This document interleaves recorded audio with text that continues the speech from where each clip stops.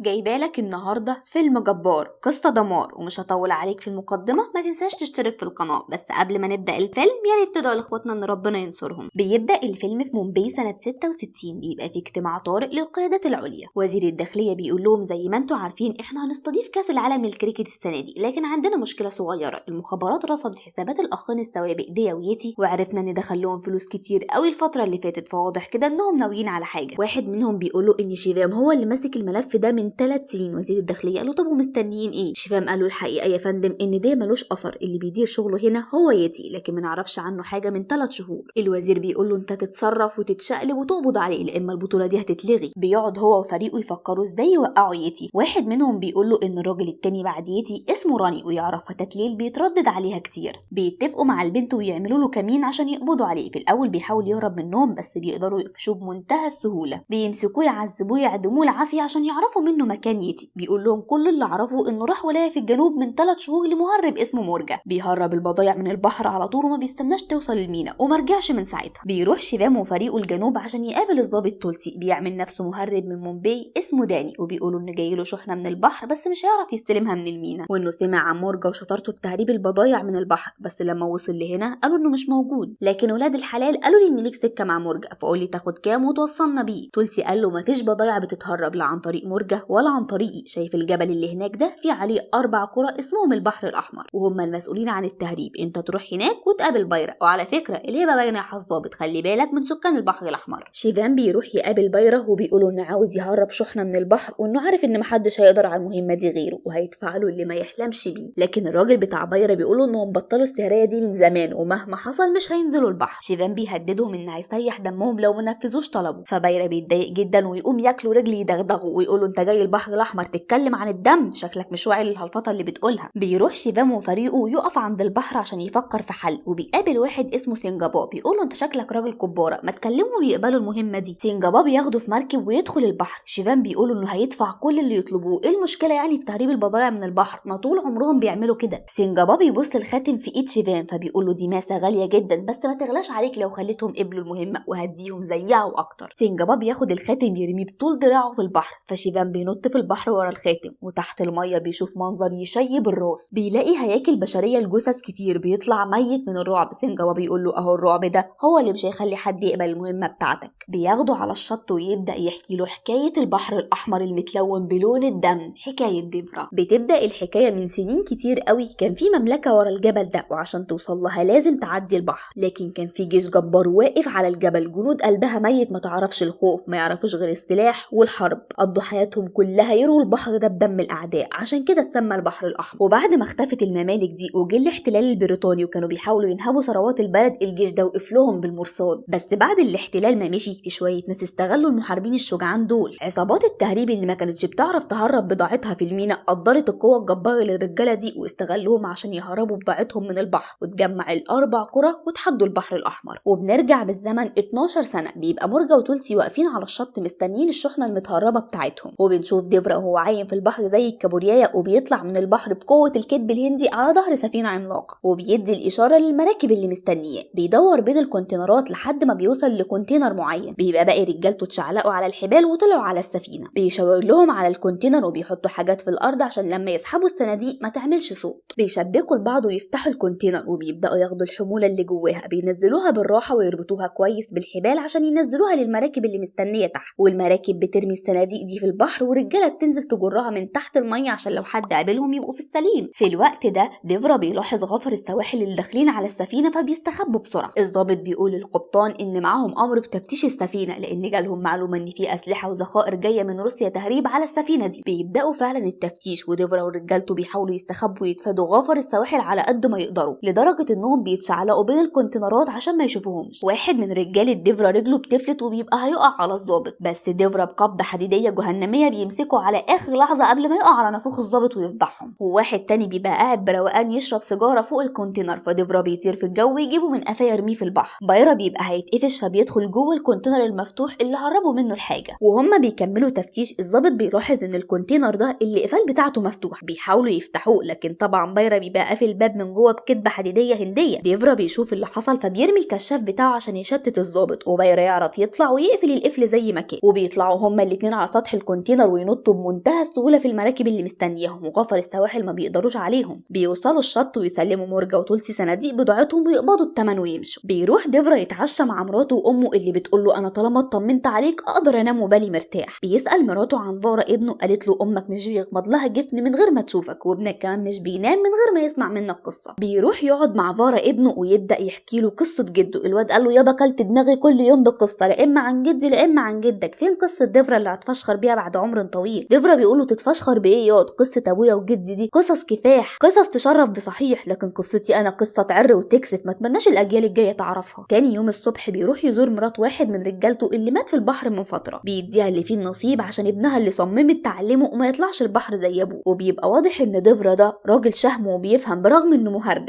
الاربع قرى بيستعدوا عشان العيد، ولما بيوصل ديفرا واهل قريته الكل بيقف وبيتقدم هو، لان معاه اسلحه الاسلام اللي تعتبر رمز للقوه والخير والحظ الحلو اللي بياخدهم. بيشمروا بقى الجلاليب بتاعتهم ويرقصوا ويحتفلوا بالعيد. بعد الاحتفال الستات والاطفال بيمشوا ويفضل الرجاله بس عشان فقره القتال. والقتال ده عباره عن ان 2 من كل قريه بيواجهوا بعض، واللي بيصمد للاخر هو اللي قريته بتكسب وتاخد اسلحه الاسلاف اللي بقى لها سنين كتير قوي مع ديفرا. ديفرا بيقول لهم احنا 4 قرى، ليه ما نتفقش بدل القتال ده وكل سنه قريه تاخد الاسلحه؟ قريه رايبه بقى لها كتير ما خدتش الاسلحه وانا عاوزهم ياخدوها. بايرا بيقول له بس دي عاده اسلافنا ومش هنكسرها، وطالما شبعان من المكسب اكسب المره دي ودي قريه رايبه السلاح طالما قلبك عليهم كده. بيبدا القتال ورجاله القريه بيبقوا شغالين طحن في بعض بالدور لحد ما بيدخل بايرا بقلب ميت القتال ويمسك الواد يرزعه في العمود، وضربه يمين على علقه شمال ما بياخدش في ايده غلوه، بيبقى مسيطر على وضعه وبيكسر رجله. فبيدخل صاحب الطله البهيه والخطوه اللي هي الحاج ديفرا، وبتبدا معركه شرسه بين بايرا وديفرا. بايرا في الاول بيديله من غير رحمه، هو اصلا اصفر وناويها له، لحد ما ديفرا يشمر الجلابيه ويفوق له فين يوجعك بواني على شلاليه علقه كوكتيل هندي. وبعد كده كل واحد فيهم بيربط ايده في ايد التاني ويبداوا فصل جديد من معركه الفصل الهندي. ديفرا بيمسك راس بايرا يرزعها في الحيطه، فبايرا ما بيسكتلوش بقى وبيردها له العلقه علقتين لدرجه ان القماشه اللي رابطين بيها ايدهم بتولع. فديفرا بيمسكوا يطيروا في الهواء وايدهم تتفك من بعض، وبيبقى الاتنين متبهدلين جامد من الضرب، لكن محدش فيهم بيستسلم ويفضلوا طول الليل يطحنوا في بعض لحد ما النهار يطلع، وهما الاتنين بيشلبوا دم من كل حته. وفي الاخر بيكسب ديفرا، وبيقول لبايرا طالما ديفرا طلب منك يبقى امرك، وطالما امرك يبقى تنفذ. وبيندى على رايبه يقول له حمل يا ابو عمو على قريتك. في يوم بيحلم ديفرا بكابوس غريب ان البحر بقى كله دم وتحول للون الاحمر وهو السبب. بيروح للكاهنه بتاعه القريه اللي قالت له ان اللي جاي مش خير ابدا وما يثقش في كل اللي حواليه. بيبقى ابن صاحبه اللي بيدرس مسافر المدينه عشان الدراسه، فبتتفجر العربيه اللي هو فيها ويموت. امه بتبقى هتموت من الحزن عليه وبتقول لديفرا انا السبب، لو كنت سبته يطلع معاك البحر وما وديتوش يتعلم ما كانش كل ده حصل. وديفرا بيبقى قلبه مكسور من الحزن. مورجا بيقابل رجاله البحر الاحمر وبيقول لهم عاش عليكم يا رجاله، بسببكم شغل بيكبر فجايلكم في مهمه جديده، كمان يومين هتعدي السفينه اللي فيها حاجتي ودي حاجات غاليه قوي. ديفرا بيقول له بس غفر السواحل شادين حيلهم علينا قوي الفتره دي، ده احنا بالعافيه هربنا منهم اخر مره، فالاحسن نكن شويه لان لو اتقبض علينا مع الحاجه دي هتبقى مشكله كبيره. مورجا بيقول له بس السفينه طلعت وانت جاي ترفض دلوقتي. بايرا مش بيعجبه الكلام لان كده كده شغلهم خطر طول الوقت. ديفرا بيقول له لو حد من دول جراله حاجه اهله بيبقوا في رقبتنا، لكن لو جرالنا احنا حاجه اهلنا هيعملوا ايه؟ كونجرا بيقول له خلاص يا حبيب اخوك ما تزعلش، احنا هنطلع الطلعه دي ولو جرى لحد فينا حاجه خلي بالك من عيلته. وبيقوم معاه بايرا والباقيين. رايبه بيقول له اعتراضك ده مش هيمنعهم، لكن لو جيت معانا على الاقل هنطمن ان احنا نرجع بامان. بيطلعوا فعلا المهمه وبينزلوا الحموله بالسهوله وديفرا بيبقى معاهم، بس وهم راجعين غفر السواحل بيعترضوا طريقهم ويسالوهم كانوا بيعملوا ايه الساعه دي. قال له كنا بنصطاد. قال لهم يعني كل الرجاله دي طالعه وفي الاخر راجعين بسمكتين بوري؟ قال له معلش يا باشا اصل احنا مشينا غلط. يا دوبك لسه هيمشوا واحد من الاغبياء اللي تحت الميه بيطلع يشوف في ايه وغفر السواحل بيشوفوه وبيتقبض عليهم كلهم مع كميه مهوله من الاسلحه والذخيره ومواد تصنيع القنابل. الضابط بيقول لهم البحر ده اتسمى البحر الاحمر بسبب شجاعه اسلافكم ضد اعداء البلد دي، دفعوا عنها بكل قوه، جيتوا انتوا مرمطتوا سيرتهم واستغليتوا البحر ده في تهريب السلاح والقنابل. تعرفوا كام واحد بيموت يوميا بسببكم وبسبب اللي بتعملوه؟ العربيات اللي انفجرت من شهرين استخدموا فيها اسلحه ومتفجرات من اللي انتوا بتهربوها، حتى مات شاب مسكين من قريتكم. ديفرا لما بيسمع الكلام ده بيتصدم ان ابن صاحبه مات بسببه وبسبب السلاح اللي بيدخله البلد بايده، وانه شارك بشكل ما في قتله. بيجي مكالمه للضابط ان مراته خلفت بنت، بيقول يا عالم هتفضل عايشه قد ايه طول ما امثال المهربين دول موجودين؟ ديفرا بيتصدم لتاني مره من الكلام ده، لكن بايرا الخبيث بيطلع سلاح من ورا ظهره يضرب الضابط، ومن ورا كل الرجاله بيضربوا في الضباط، وبتبقى معركه مرعبه على ظهر السفينه، كله عمال يدبح بيدبح في بعضه والدم في كل مكان، وديفرا في حالة ذهول من اللي بيحصل، ولما بيستوعب بيقوم يهاجم رجالة البحر الأحمر اللي المفروض رجالته، ويحاول يدافع عن الضباط على قد ما يقدر ويقف في ظهره رايبة ويدافع عن غفر السواحل. كونجرا بيبقى هيقتل الضابط بس ديفرا بيلحقه ويرزع كونجرا في الصندوق ويديله بنية هندية يكومه، ويفضل يفشر بقى الفشل الهندي بتاع الزمن الجميل ده لحد ما بايرا يحاول يقتل الضابط، لكن ديفرا ما بيسمحش بالمهزلة دي وبيحط السلاح على رقبة بايرا اللي بيتقمص وياخد رجالته والبضاعة ويمشي. ديفرا بيروح للضابط ويقول له اجمد يا ريس، هتوصل لبنتك بالسلامة، واوعدك مش هسمح بضرر يوصل لأي طفل عن طريق البحر ده. بايرا بيروح يسلم شحنة الأسلحة لمورجا. ديفرا بيوصل وبيقول له الشحنة دي فيها ايه بالظبط؟ مورجا قال له من امتى بنسأل الأسئلة دي يا كلاوي؟ تولسي قال له دي شوية أسلحة كده زي بتاعتكم بس على أحدث شوية. قال له لا يا شيخ، انت بتخليني اهرب لك الأسلحة اللي تموت بيها الأبرياء؟ انسى، مفيش بضاعة هتتحرك من هنا. مورجا قال له لا، انت تفكك من شوية الشرف اللي قالوا عليك دول وقول لي لو عاوز قرشين زيادة. قال له لو انت او رجالتك طلبتوا مننا الشغل ده تاني هتندفنوا في الجبل، وده اخر كلام عندي. بايرا قال له طب وبالنسبة لرأينا احنا في الزبالة، احنا مش هنوقف شغل عشان كلمتين قالهم غفر السواحل. كونجرا بيقول له احنا سكتنا لك من بدري، الشغل مش هيقف وهنجيب شحنات اكبر، ايه يعني شوية ناس ماتوا؟ ديفرا بيخنقه بدراعه وبيقول له واضح ان القذارة بقت بتجري في دمكم، عشان كده لازم نتخلص من الدم ده، وبيطلع سكينته ويعمل له علامة اكس على ظهره، ووسط صدمتهم بيجر شحنة الأسلحة عشان يرميها من على الجبل. بيحاولوا يمنعوه لكن طبعا مفيش الكلام ده لانهم مش بيقدروا على ديفرا الكذاب، وبيحدف الشحنة من على الجبل وتعمل انفجار كبير، وبيقول لهم اللي هيفكر يعمل برم ويكسر كلامي هبقى بعبع احلامه، ومن النهارده البحر ده لصيد السمك وبس. وفعلا هو ورجاله قريته بيبداوا صيد السمك، لكن باقي القرى ما بيبقاش عاجبهم الوضع، وكان اي حد بيحاول يقرب من البحر لغير الصيد بيلاقوا مرمي على الشط وعلى ظهره ختم الجوده، وبيتحول ديفرا لبعبع فعلا، محدش يقدر يقرب من البحر في وجوده، مجرد نكشه بسيطه يلاقوه في وشهم، وده بيبقى هيجننهم، ما هم واخدين على اللقمه الحرام بقى. اخت رايبه الكفيفه بتحاول تنتحر في البحر بس بايرا بينقذها ويوديها لاخوها اللي بيقول لها ليه كده بس يا حبيبه اخوكي؟ قالت له قلت اخلصك من همي، هو مين هيرضى يتجوزني؟ قال لها هم ايه بس، ده انا اشيلك في عيني طول حياتي. بيرد بايرا بقلب حنان ويقول له نشيلها في عينينا، انا عاوز اختك لاخويا الصغير. رايبه واخته ما بيبقوش مصدقين، قال له جهز بس ترتيبات الفرح بسرعه وبلغني. كونجرا بيقول له بقى احنا شايطين من اللي ديفرا عامله فينا وانت رايح تجوز اخوك وتعمل فرح؟ قال له الفرح الحقيقي اننا هنخلص من ديفرا في وقت الاحتفالات واعزمه عشان تودعه. ابو شنب بيقول له مين انت عاوز تواجه ديفرا اللي وهو عيل لسه قطع سمكه القرش وسحبها للشط؟ شكلك اتجننت. التاني قال له طول ما هو في وعيه ومش هنقدر على كدبه. بيروح رايبه يعزم ديفرا على الفرح ويقول له انه لازم يحضر لان اخته بتحبه وبتقدره. بيحضر ديفرا الفرح فعلا بس ما بيقعدش مع الرجاله وبيقعد على جنب مع سنجابور. رايبه بيحاول يلطف ما بينهم كوره، بيقول له مش هو اللي عامل فيها ضيف وقاعد بعيد، احنا عملنا الواجب وشربنا ممنوعات كمان. ديفرا بيسخن بقى ويقوم يقعد في وسطهم ويشرب منكر كتير وهو المطلوب طبعا. بيقول لهم اللي بعمله ده لمصلحتنا، احنا عاوزين ناكلها بالحلال. بايرا قال له طبعا امال، وانا بوعدك طول ما انت عايش كلامك هيمشي على الجبل كله. بيسكر ويقوم يرقص شويه ويهيص الفرح والعروس. رايبه وهو ماشي بيسمع 3 قاعدين بيتكلموا عن خطه قتل ديفرا، بيجري على بايرا يقول له ايه اللي بيحصل بالظبط؟ كونجرا قال له ودع اخوك ديفرا. رايبه قال له لا ده على جثتي. بايرا قال له طب خلاص نلغي الفرح وتحزن على اختك، ولا تحط لسانك في بقك وتبقى تحزن على ديفرا لما يموت. كونجرا بيقول له اهدى كده وروح بلغه ان في عصابه على الشاطئ طالعين عمليه. بيضطر رايبه يسمع كلامهم ويقول لديفرا اللي قالوه هو في منتهى الحزن ومش قادر يمسك دموعه. بيتحرك ديفرا جري على الشاطئ ما بيلاقيش حد ورجليه بتبقى مش شايلاه فبيفرد جسمه عشان يرتاح. ساعتها بيطلع عليه جيش من البحر والبر وكل الاتجاهات وبيبقى عددهم مهول. بيقرب منه واحد وقبل ما يضربه بالسيف بينزل نقط ميه على وشه ويقوم. ديفرا بيلاقي نفسه في مواجهه كتيبه والضرب عمال يجيله من كل حته، بس ده خونا ديفرا الكداب، يعني لا حكومه تلم ولا عصابه تهم، واللي يدوس له على طرف يستحمل القرف. بيفوق لهم ديفرا ويبدا يدغدغ فيهم، بيمسك كوره يصفي له عينيه، وبيجي عند كونجرا ما بيهونش عليه يشرحه وبيكتفي انه يرزعه في الجو، واللي بيقابله بيطيره ما بيعتمدش اي تحش من اللي داخلين عليه، كله مصير واحد علقه كدب هندي من اللي هي، وبيتحول فعلا البحر لون الدم زي ما كان بيشوف في احلامه. تاني يوم الصبح اهل البحر الاحمر بيوصلوا عند الشاطئ وبيلاقوا حفله جثث مرميه، ومن ضمنهم كونجرا الخسيس. مراته بتجري عليه ومعاها ابنها اللي بيبقى كله غل وكره لديفرا اللي قتل ابوه. كورا بيبقى لسه عايش لكنه بيبقى في حاله رعب من اللي حصل، وبيلاقوا ديفرا سايب لهم رساله بالدم على حجر ضخم بيقول لهم انا كنت فاكر ان الكلام هيجيب نتيجه معاكم بس اتضح اني غلطان، عشان كده من النهارده هبقى الحارس الخفي للبحر، واللي هيفكر يكمل في الشغل الشمال هيبقى هو ده مصيره. بيكمل سنجابا حكايته لشيبام وبيقول له فضلوا كانين لمده 2 بعد الموضوع ده، وواحده واحده الموضوع رجع يحلى في عينيهم تاني، وبضمان من بايرا نزلوا البحر. لكن ديفرا هجم عليهم زي الاعصار وتلاقوا مرميين على الشط زي اخواتهم على ظهرهم نفس ختم الجوده. ساعتها جزء كبير منهم الخوف ملا قلبه ونزلوا البحر بس عشان يعيشوا بالحلال واشتغلوا في الصين. وفضلت عيلته على امل انه يظهر تاني، ما خلاص بقى عاشوا بالحلال. وبايرة في احتفالات العيد قتل 2 من قرية ديفرا و2 مشلولين، وكل ده عشان يخليه يظهر، لكن مفيش. وبعدها توقف القتال من الاحتفالات خالص. فبايرة حب يعمل جيش ما يعرفش الخوف، لم العيال الصغيرة من القرى ورباهم ودربهم على ايده لمدة 12 سنة، وكبروا على حاجة واحدة، ان هدفهم الوحيد هو ديفرا. ما يعرفوش حاجة غير القتال والدم، لا يفرق معاهم اي حاجة غير انهم ينولوا رضا بايرة ويخلصوا على ديفرا. وكبر سمرة ابن كونجرا اللي قتله ديفرا هو كل همه انه يلمح ديفرا عشان ياخد حق ابوه، لدرجة انه كان بيروح يوميا لبيت ديفرا يطمن على امه، لان اكيد لما تموت ديفرا هيظهر. وفي يوم اهل البحر الاحمر بيلاقوا فارا ابن ديفرا بعد ما كبر ساحب سمكة قرش مربوطة على الشاطئ وبيحطها جنب هيكل السمكة اللي اصطادها ابوه. بيقعد بكل فخر واصحابه يطبلوا له قدام اهل القرية ان السمكة هجمتهم في الطريق وما قدروش عليها، بس فارا نط في البحر وقتلها وربطها وسحبها على الشط زي ما عمل ابوه. اهل القرية بيبصوا له باستغراب وهم مش مصدقين. فارا بيقول لهم انا عملت كده، انا زي بابا بالظبط، في الشتاء شديد وفي القوة قوي. لكن هم ما بيبقوش مصدقين كلامه. بيقول لهم في ايه، هو انتوا فاكرين ان انا لقيتها ميتة على شاطئ تاني وجبتها لحد هنا؟ عنكم ما صدقت. بيضحكوا عليه انه ما عرفش يمسك لسانه وقال الحقيقة على طول، وبيستغربوا ازاي الجبان اللي ملوش لازمة ده يبقى ابن ديفرا الشجاع. بيجي واحد يقول له ان اهل بيته واقفين مع واحد بيقول انه شاف ديفرا، وبتبقى امه وجدته واخته ما بيصدقوا يلاقوا حد يقول انه يعرف حاجة عن ديفرا الا ويروحوا يتكلموا معاه عشان يعرفوا حاجة. بس الراجل بيقول لهم انه ما شافوش اصلا، هو شاف اثار اقدام على الجبل فتوقع ان ديفرا كان هنا. فارا بيجي يزعق لهم وياخدهم على البيت، بيقول لهم هو عيل تايه في المولد ده، ما هنش عليه من سنين يجي يبص علينا. رمى امه ومراته وولاده عشان يوفي بوعده. امه قالت له لا يا ابني، ديفرا حافظ على عيلته كلها اللي هي ال4 قرى. فارا وهو قاعد مع اصحابه بيلاقي ست عجوزه مع حفيدها المريض بتقول لجارتها الطب ملوش لازمه طالما النحس مسيطر على القريه. فارا بيقول لها ايه الافكار الخرفانه دي يا تيتا؟ بتبص له باستحقار وتمشي. بيسال هي بتبص كده ليه. راجل عجوز بيقول له لو ديفرا هنا كان دخل قتال الاحتفالات وكسب وجاب الاسلحه عشان النحس يحل عن القريه، لكن خيبتنا خيبه ابن ديفرا الشجاع ما يعرفش قيمه اسلحه الاسلاف.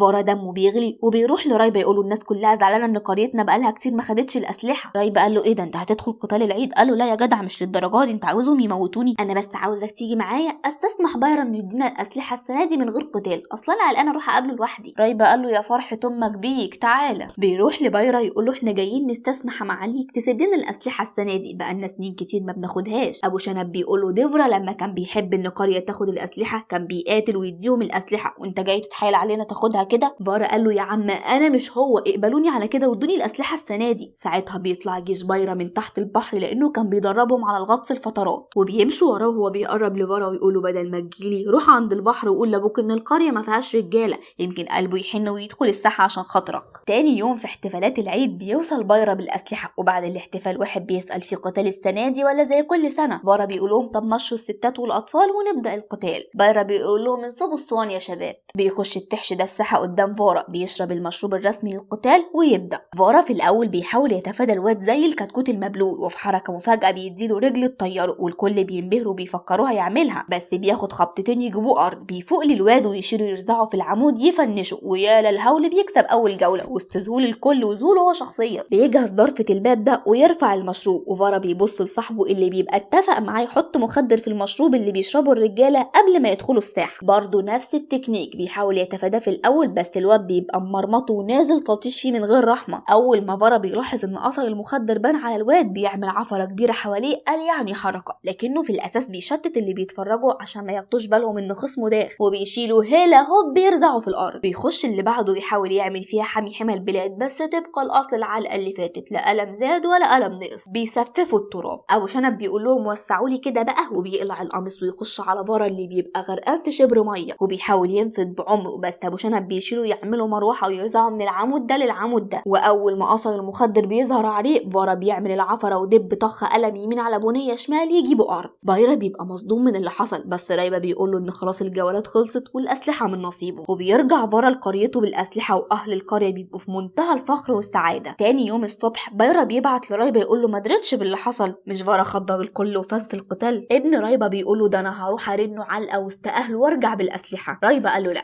انسى اللي حصل، لو كانوا اتهزموا من المخدر كان زمانهم صحيوا من بدري، لكنهم مش قادرين يقوموا من مكانهم. الواد عليه قبضه حديديه توقع 100 زي ابوه بالظبط، بس هو عبيط وعارف، امه عارفه وكلنا عارفين. كفايه عليك ديفرا واحد في البحر، لان لو اتواجد ديفرا تاني في البر مش هيبقى حلو حلو عشانك. بيجيله تولسي ومورجا يسألوه اتصل بيهم ليه بعد كل السنين دي. قال لهم مفاجأة، هننزل البحر تاني وهنرجع اللي كان أيام زمان، ومعايا جيش مأسسه من 12 سنة ياكل الزلط، وأنا بجيب بضاعتك من البحر هجيب معاها راس ديفرا. مورجا قال له لا، أنا مش هجازف بحاجتي، اقتل ديفرا الأول وأنا كل أسبوع هجيب شحنة. وساعتها نسج بايرا قصة وزعها في البحر الأحمر كله إن ديفرا مات. وبعد ما الخبر وصل لأم ديفرا تعبت جامد واشتد عليها المرض، فودوها للكاهنة عشان تعالجها، اللي قالت لفارا الطب والدواء مش هيعملوا حاجة، شوف الديفرا بس هي اللي هتخففها وتشيل عنها. وطبعا بايرا كان عارف ان ديفرا هيجي عشان يطمن على امه العيانة، ففضل محاصر بيت الكاهنة ليل ونهار، وفعلا مراده بيتحقق وبيدخل ديفرا على امه اخيرا بعد سنين كتير، وبيكون الشيب غطى راسه وكبر. بتشوفه امه وتطمن عليه، واول ما بايرا بيقتحم البيت ما بيلاقيش حد، بس بيلمح حد بيهرب من الباب الخلفي. بيطلع لرجالته يقول لهم ديفرا كان هنا، لازم نخلص عليه قبل ما يختفي. بيشوفوه فعلا ويطردوه. سمرة بيبقى على بعد سنتيمترات منه، بس ديفرا بيعرف يفلت. بيطردوه من كل حته ويفضلوا يرموا عليه الاسلحه، بس بيتفاداها كلها لحد ما بيحاصروه عند بحيره، بس ديفرا بيدور فيهم الضرب ويهرب. بيكملوا مطارده وكذا مره بيبقوا هيمسكوه، بس ديفرا كداب ماهر وبيعرف يفلت منهم. سمرة بيبقى غله متملك منه ونفسه سلاحه يطول ديفرا، بس بيفشل، وفي النهايه بيعرف يهرب منهم ومش بيوصلوا له. والخبر بينتشر في الجبل كله ان ديفرا عايش وظهر، وبايرا بيبقى على اخره لانه معرفش يخلص من ديفرا، بس جات له فرصه تاني على طبق من ذهب. مورجا بيروح له يقول له السبت الجاي جاي لي شحنه، هاتها انت ورجالتك وهات معاها راس ديفرا زي ما قلت. واضح انه ما بقاش زي زمان، لانه بدل ما يواجهك هرب منك. بايرا كان مبسوط انه اخيرا هينزل البحر بعد السنين دي تاني، بس تاني يوم بيلاقوه مرنون علقه ومتكسح. بيدخل عليه سمرة يقول له سلامتك يا ملك البحر، حصل لك ايه؟ بيطبق في زمارة رقبته ويقول له انت اللي هاجمتني امبارح وانت متخفي بعد ما ديفرا قتل ابوك وانا ربيتك تعمل معايا كده؟ قال له من يوم ما شفت جثة ابويا قدامي وانا بحلم في اليوم اللي هجيب فيه حقه، وانت عاوز تنزل البحر وتنول انتشاره في موت ديفرا، كان لازم امنعك طبعا. بايرا بيبقى متضايق منه جدا، بس سمرة بيقول له احنا مش محتاجين كل الرجاله دي عشان نقتل ديفرا، اللي محتاجينه هو ده. وبيطلع مسدس بيقول له بحيث ان احنا لو شفناه على بعد مسافه نعرف نخلص عليه. في يوم بنت ديفرا بتدخل البيت وهي منهاره، وبتقول لامها ان رجاله بايرا ضايقوني، قالوا لي مجرد ما ابوك يموت الاسبوع الجاي هنتسلى عليك انت وامك، واخوك اللي ملوش لازمه ده مش هيعرف يعمل حاجه. امها بتطمنها ان ده عمره ما هيحصل ومحدش هيمس شعره منهم. لما بيوصل الكلام لفارا بيروح للرجاله اللي بيستهزئوا بيه ويضحكوا عليه، فبيقوم يرفع شب منكر وفين يوجعك. بيمسك الرجاله يفشفش عضمهم، وبتلبس روح ديفرا الكداب ويدور فيهم الضرب. محدش بيسلم منه، لدرجه انهم مش بيبقوا مصدقين ان ده فارا العبيط اللي كانوا بيتريقوا عليه دلوقتي مداش من عضمهم وبيسففهم التراب. تاني يوم سنجابا بيروح لفارا يقول له ايه اللي هببته امبارح ده؟ قال له ايه ده يا اختي فضربتهم. سنجابا قال له اللي ضربتهم ماتوا من الضرب. فارا بيترعب وبيقول له صدقني مش انا لازم اروح اوضح الموضوع لبايرا. قال له يفرمني. بيروح لبايرا يقول له شرفك مظلوم، انا اصلا جبان اخري اسحب سمكه قرش للشاطئ اخضر الرجاله عشان اعرف اضربهم في الاحتفال، لكن انت تصدق ان انا اقتل؟ انا عاوزك تطلع تفهم الناس اني واحد منكم. بايرا قال له هو بتصرفاتك الجبانه دي الناس هتصدق انك مننا؟ لو عاوزهم يصدقوا بجد يبقى طلعت البحر الجايه بتاعتك، هتطلع مع الرجاله تقتل ابوك وتجيب البضاعه، ساعتها هتبقى مننا وتبقى في امان. الراجل الكباره ده بيقول لبايرا بس يا باشا الرجاله مش عاجبها وجود فارا اللي قتل صاحبهم. قال له فارا ده عيل عبيط، انا اللي عملت كده عشان يجي مزلول قدامي. سمرة فاكر قتل ديفرا سهل، لكن انا دبرت الحكايه دي عشان لما ابنه يبقى معانا يتوتر ويغلط ويبقى سهل علينا نتخلص منه. فعلا بيطلع فارا مع الرجاله وبيقدروا يجيبوا الشحنه من السفينه بسهوله، لكن في طريقهم للرجوع بيحسوا بحاجه غلط، فبيضربوا نار بشكل عشوائي في الميه، لكنه بيبقى انذار كاذب وبتطلع سمكه قرش. بس مره واحده مركب من المراكب بتولع، فكل اللي فيها بينطوا في البحر. ساعتها بيظهر ديفرا ويبدا يشرح فيهم تحت الميه. فارا بيطلع واحد من الرجاله على المركب وبيقول لهم الحقونا ديفرا ظهر تحت الميه. سمرة بيقول لهم يلا يا رجاله هنرجع براس ديفرا النهارده، وبينط مع جزء من الرجاله وجزء تاني بيبقى في المركب. اللي فوق الميه بيتحدف عليهم قنابل تفجرهم بالمركب. في الوقت ده مرات ديفرا بتجري على سنجابا تقول له الحقني، ضحكوا على الواد اللي حيلتي وخدوه معاهم البحر يسرق، وانت عارفه عبيط ومشي وراهم، وعارف ان ديفرا ما بيرحمش اللي بيغلط حتى لو كان ابنه. سنجابا قال لها ديفرا فارقنا من زمان، ديفرا مات من سنين يا بنتي، واللي كان حامل بحر طول السنين دي ابنك فارا. وعشان يعزز فيهم الخوف اكتر الف قصه ان ديفرا حي عشان يفضلوا مصدقين، وهو اللي زار جدته على انه ديفرا. انت فاكره عبيط ومشي وراهم، لكن الحقيقه ان زمانه بيشويهم في البحر. بيبقى فارا طلع لهم من وسط النار وشغال تقطيع وتشريح فيهم تحت الميه، ومش بينسى يعمل لهم ختم الجوده على ظهرهم، واللي بيخلص عليه بيورده على سطح المركب، ومحدش بيبقى قادر عليه ما هو طالع كداب لابوه. بعد كده بيمسك سمرة يعمل له ختم الجوده ويبعته لابوه، وبيسحب مركب الجثث للشط، وبيبقى مستنينه سينجابا والرجاله اللي عارفه حقيقته. بيقولوا لما الناس تلاقي المركب ده مفيش حد هيستجرى يقرب من البحر مهما حصل. وبيمسك سلاح ويقول له امسك اعمل لي الختم، انا طلعت معاهم عشان اقتل ديفرا ولازم ارجع ميت عشان القصه اللي الفتها زمان تفضل عايشه سنين وتتصدق. سينجابا بيرفض الكلام ده وبيرمي السلاح ويمشي، لكن فورا بيغرز السيف في المركب وبعد كده بيبدا يغرزه في ظهره عشان يعمل نفس العلامه. وبيقول لسينجابا اللي بيبقى في حاله ذهول وحزن ان الناس لازم تفضل خايفه من البحر. وبنرجع لسينجابا وشيفام اللي بيسالوا مين اللي استجرى وطعن مقاتل جبار زي ديفرا، وبيطلع ان اللي طعنه هو فورا عشان يخلصه من الالم اللي كان حاسس بيه وهو متصاب. وفي النهايه لو عجبك الفيلم دوس لايك وما تنساش تعمل سبسكرايب وتفعل زر الجرس عشان توصلك الملخصات الجديده. ولو في فيلم معين عاوزنا نلخصه ما تنساش تكتبه لنا تحت في الكومنت.